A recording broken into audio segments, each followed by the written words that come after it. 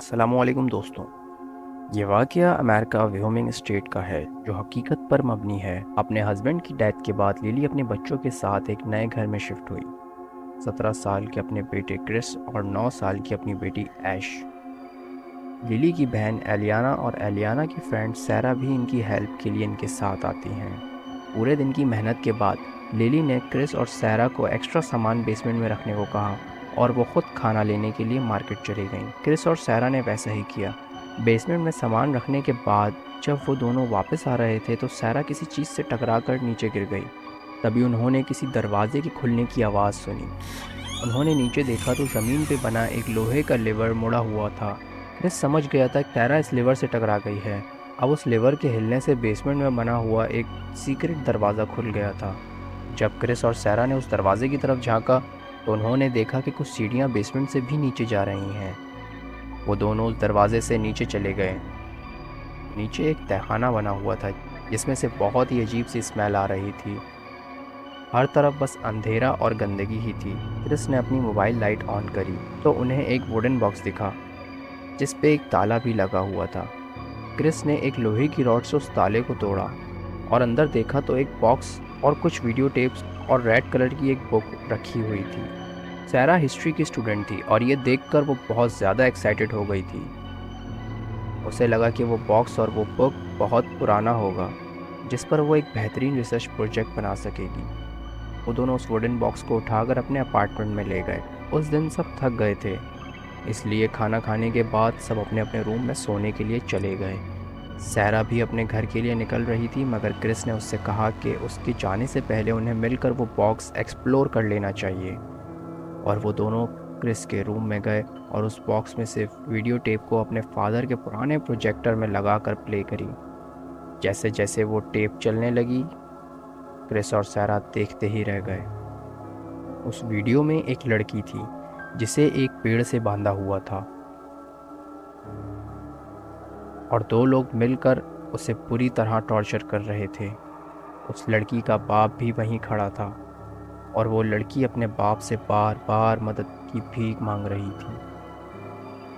देखते ही देखते उस लड़की के बाप ने अपनी बेटी को आग लगा दी और वो लड़की उसी पेड़ से बंधी जिंदा जलकर मर गई।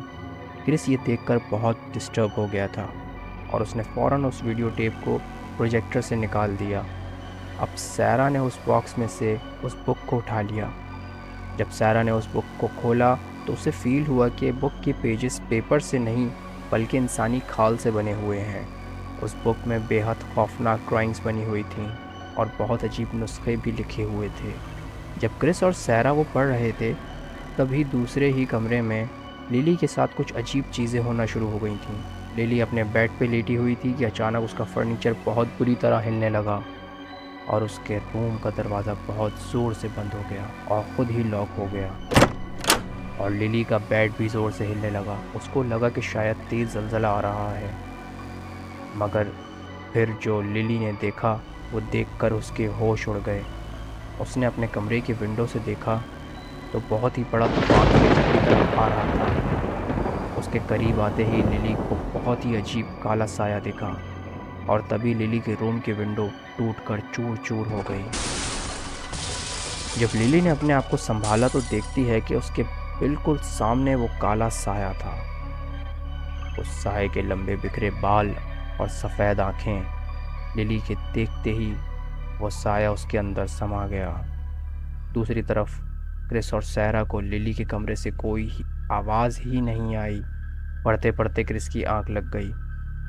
तब सैरा भी अपने घर के लिए निकलने लगी। जैसे ही वो सीढ़ियों से उतरी उसे ऐसा लगा कि उसके पीछे से बहुत ही तेज़ी से कोई गुजरा हो। उसने मुड़कर देखा तो वहाँ कोई नहीं था, लेकिन वो जैसे ही आगे मुड़ी उसने देखा लिली सीढ़ियों पर रेंगती हुई चढ़ रही थी। लिली का चेहरा बेहद डरावना लग रहा था। उसके चेहरे की एक एक नस दिख रही थी। सैरा ने जब लिली का नाम पुकारा तो लिली ने उसे बहुत ही भयानक तरीके से देखा और लिली ने सैरा का गला दबाकर सैरा को वहीं मार दिया। ऊपर वाले कमरे में एलियाना और ऐश सो रहे थे। जब एलियाना को हॉल से कुछ अजीब आवाज़ आई तो उसने अपने रूम से निकलकर नीचे देखा और देखते ही उसके पैरों तले ज़मीन खिसक गई। लिली मरी हुई सायरा का गोश्त खा रही थी। तभी लिली की नज़र एलियाना पर पड़ी और एलियाना उल्टे पांव भागी और रूम में जाकर रूम लॉक कर लिया। एलियाना ने ऐश को उठाया और उसको कहा कि उसकी मॉम को कुछ हो गया है और वो बिल्कुल भी ना घबराए। एलियाना ने रूम का दरवाज़ा थोड़ा सा खोला और देखा तो वहाँ कोई नहीं था। एलियाना ऐश को उठाकर जल्दी से घर से बाहर भागने लगी।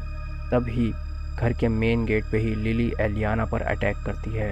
लिली एलियाना का गला दबा रही होती है कि पीछे से क्रिस आ जाता है और ज़ोर से अपनी मॉम के सर पे गिलास मारता है।